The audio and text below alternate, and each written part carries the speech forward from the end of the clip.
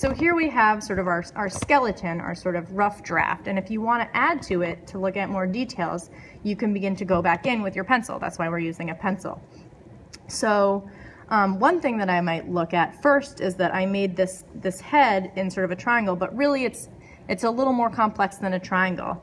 This line doesn't go across, but it actually comes down into more of like a V-U curve shape. So I would change that, and you can use your eraser to erase your original line. And then I'm also noticing that the thorax has shapes in the inside of it. Sort of like a line down the center that then spreads to the outside, almost like it has a little bit of armor on its back.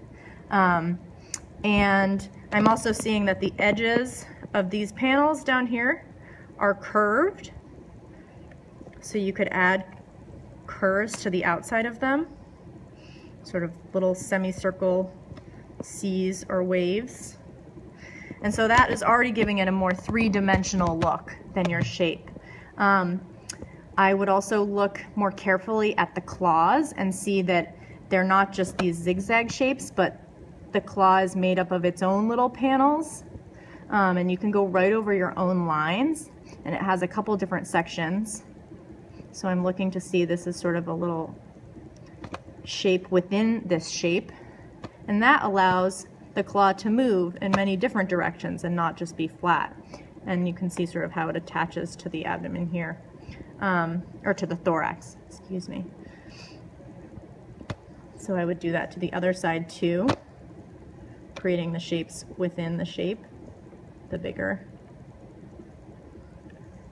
And if you want to get, if you want to look really closely, you can add some of the texture here of the way the claw is formed.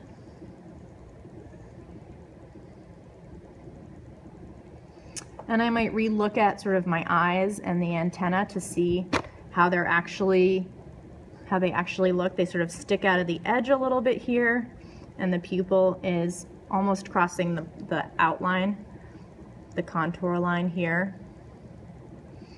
And the antenna also have this little beginning connected piece where it connects to the head. You could also add the legs, instead of having them just be lines, you could add little segments on the legs to thicken them, so make them little rectangles or little ovals to show that they bend.